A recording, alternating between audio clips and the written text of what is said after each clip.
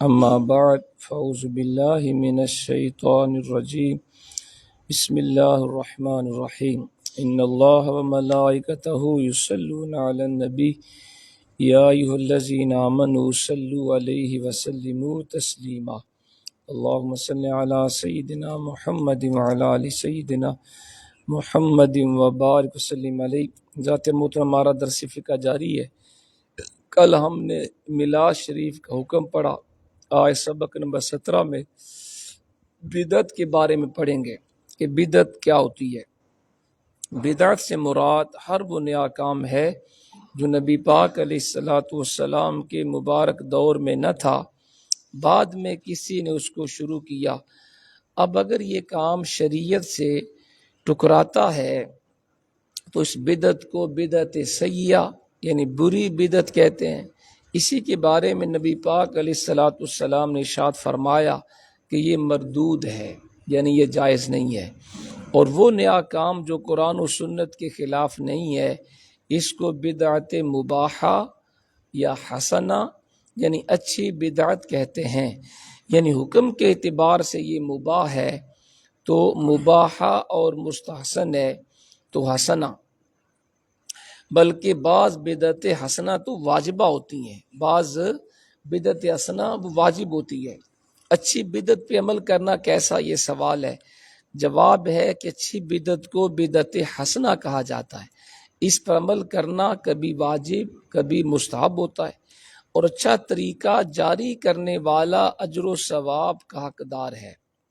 جیسا کہ حدیث پاک میں ہے، جو کوئی اسلام میں اچھا طریقہ جاری کرے اس کو اس کا ثواب ملے گا، اور اس کا بھی جو اس پر عمل کریں گے، اور ان کے ثواب میں بھی کمی نہ ہوگی۔ اور جو شخص اسلام میں برا طریقہ جاری کرے اس پر اس کا گناہ ہوگا، اور ان کا بھی جو اس پہ عمل کریں، اور ان کے گناہ میں بھی کچھ کمی نہ آئے گی۔ یہ مسلم شریف کے اندر حدیث ہے۔ تو پتہ چلا جو اسلام میں اچھا طریقہ ایجاد کرے اسے اس کا ثواب ملتا ہے، جو اس پہ عمل کریں گے ان کا ثواب بھی اسے ملے گا، لیکن ان کے ثواب میں کمی نہیں ہوگی۔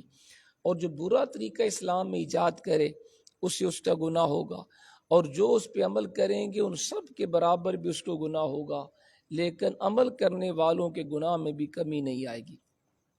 اچھی بدعت یعنی بدعت حسنہ پہ کوئی واقعہ بھی ارشاد فرما دیں۔ جواب، حضرت سیدنا عمر فاروق رضی اللہ تعالیٰ عنہ کے زمانے تک مسلمان تنہا اکیلے نماز تراویح پڑھا کرتے تھے۔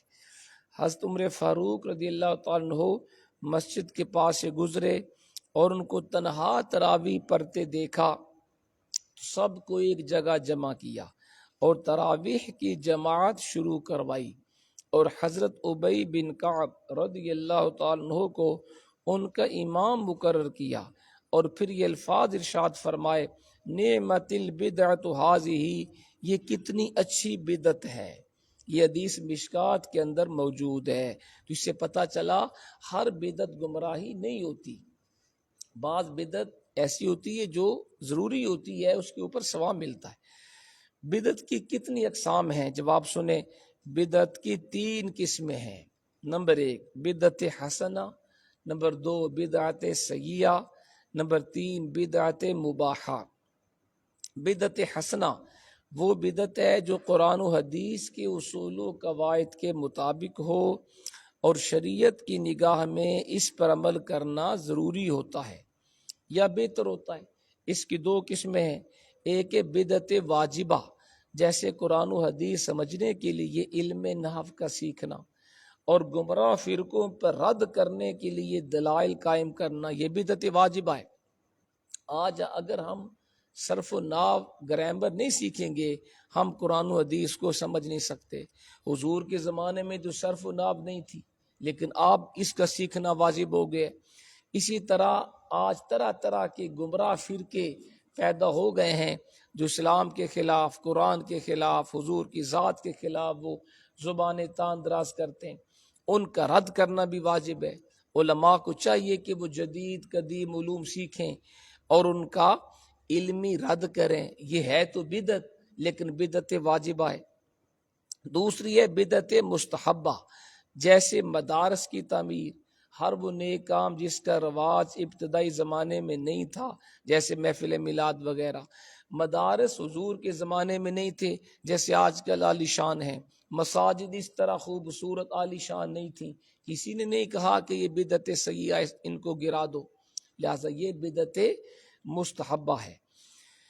دوسری قسم میں بدعت سیئہ، بری بدعت، وہ بدعت ہے جو قرآن و حدیث کے اصول و قواعد کے مخالف ہو۔ اس کی بھی دو قسمیں ہیں۔ نمبر ایک بدعت محرمہ یا محرمہ جیسے برے عقائد۔ نمبر دو بدعت مکروہہ جیسے گناہوں کے نت نئے انداز، یہ ہے بدعت جو بری ہے۔ جیسے آج گناہوں کی طرح طرح کے نئے ہم نے طریقے ایجاد کر لیے، طرح طرح کے گانے باجے کے آلات، اور طرح طرح کے برتھ ڈے کے اوپر، بسنت کے اوپر، شادی کے اوپر جو ہم نے رسومات ایجاد کر لیں جو درست نہیں ہے، ان کو بدعت سیئہ کہتے ہیں۔ برے عقائد، گستاخانہ عقائد آج کئی لوگوں کے ہیں، یہ بدعت سیئہ ہے، اس کو ختم کرو، اس کو چھوڑو۔ تیسری قسم میں بدعت مباحہ، وہ بدعت جو نبی پاک علیہ الصلوۃ والسلام کے ظاہری زمانے میں نہ ہو اور حکم شریعت کے خلاف بھی نہ ہو اور کرنے والا ثواب کا حقدار بھی نہ ہو، جیسے عمدہ کھانے۔ آج ہم طرح طرح کے کھانے کھاتے ہیں، حضور کے زمانے میں تو اتنے اچھے کھانے نہیں تھے، تو یہ بھی بدعت ہے، لیکن بدعت مباح ہے۔ کچھ ایسے معاملات کی مثالیں بیان فرما دیں جو عہد رسالت میں نہ تھے اور بعد میں مسلمانوں نے وہ ایجاد کیے اور اس کو اچھا بھی سمجھتے ہیں۔ اس کی چند مثالیں سن لیں۔ بدعت حسنہ کی چند مثالیں۔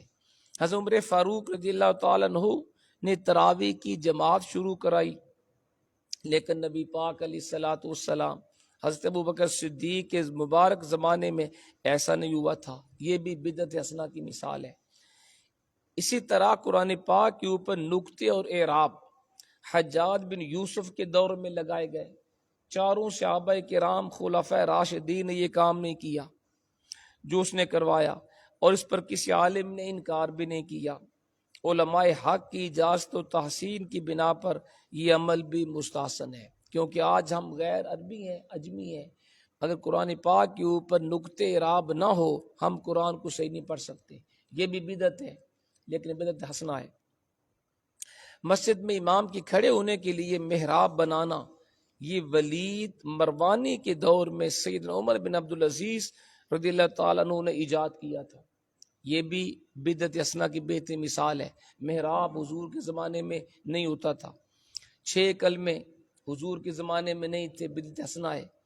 اسی طرح نبی پاک علیہ الصلوۃ والسلام کے مقدس دور میں یہ 6 کلمے مرتب نہیں ہوئے تھے، لیکن ان کاموں کو کوئی گناہ نہیں کہتا، نہ ہی کوئی منع کرتا ہے۔ آخر کیوں؟ اس کی وجہ یہ ہے کہ ممانعت کی دلیل موجود نہیں ہے۔ اگرچہ حضور علیہ الصلوۃ والسلام یا صحابہ کرام کے زمانے میں بعض کام نہیں ہوئے، مگر چونکہ آپ علیہ الصلوۃ والسلام اور صحابہ کرام نے اسے منع بھی نہیں کیا تو لہٰذا یہ کام جائز ہے۔ اس کی ایک اور مثال ہے کہ جمعے کے اوپر جو 2 اذانیں ہوتی ہیں حضور کے زمانے میں نہیں تھی، حضرت ابوبکر صدیق کے دور میں بھی 2 اذانیں نہیں تھی، حضرت عمر فاروق کے دور میں بھی 2 اذانیں نہیں تھی، حضرت عثمان غنی کے دور میں 2 اذانیں شروع ہوئی ہیں۔ یہ مسئلہ یاد کر لیں، جمعے کے 2 اذانیں عثمان غنی نے شروع کروائی، کیونکہ لوگ دیر سے آتے تھے تو پھر وہ اذان کے فوراً بعد خطبہ ہوتا تھا تو لوگوں کی جماعت وہ مس ہو جاتی، فرمایا 2 اذانیں دو، ایک پہلے دو، لوگوں کو پتہ چلے کہ جمعے کا وقت ہو گئے، کام کاج کو چھوڑ کے فوراً آ جائیں، ایک دوسری اذان دو، تو یہ بھی بدعت حسنہ ہے۔ آج کوئی نہیں کہتا کہ 2 اذانیں دینا یہ بری بدعت ہے، تو اس کی 20 مثالیں۔ لہذا یہ کہنا کہ ہر بدعت گمراہی ہے اور ہر بدعت جہنم میں لے کے جانے والی ہے، یہ جہالت ہے، ہر بدعت گمراہی نہیں ہے، ٹھیک ہے نا۔ میں نے آپ کو بتا دیا کہ بعض بدعتیں واجب ہیں جن کو کرنا ضروری ہے، جیسے نئے علوم و فنون، صرف و نحو کا علم تفسیر، حدیث، اصول حدیث، علم فقہ، اصول فقہ، ان کو سیکھنا ضروری ہے۔ جب تک یہ سیکھیں گے نہیں قرآن و حدیث کا علم آپ کو نہیں آئے گا۔ یہ جو طرح طرح کے گمراہ فرقے پیدا ہو گئے، ان کا علمی رد کرنا ضروری ہے، یہ بدعت واجبہ ہے، ٹھیک ہے نا۔ تو اسی طرح ہر بدعت گمراہی نہیں ہوتی، ورنہ کوئی پھر اس سے محفوظ نہیں ہے۔ اللہ تعالی ہمیں عمل کی توفیق عطا فرمائے۔